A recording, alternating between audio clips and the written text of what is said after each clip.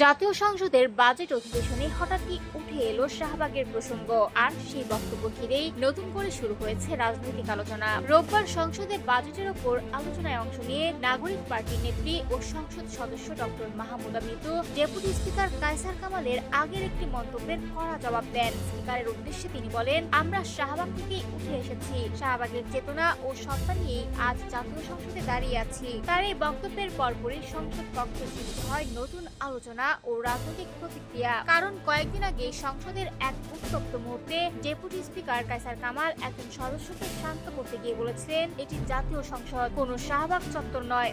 সেই মন্তব্যেরই সরাসরি জবাব দিয়ে ডক্টর মাহমুদা মিতু দাবি করেন, বর্তমান সংসদের অনেক সদস্যই গণ আন্দোলনের মধ্য দিয়ে উঠে এসেছেন। তাদের আন্দোলন ও সংগ্রামের ফলেই ফ্যাসিবাদের অবসান ঘটেছে এবং সেই ধারাবাহিকতায় তারা আজ দেশের সর্বোচ্চ আইনসভায় প্রতিনিধিত্ব করছেন। অন্যদিকে একই অধিবেশনে বাজেট নিয়ে বিরোধী দলের সমালোচনার জবাব দেন সরকার দলীয় সংরক্ষিত আসনের সংসদ সদস্য নীলুফার চৌধুরী মনি।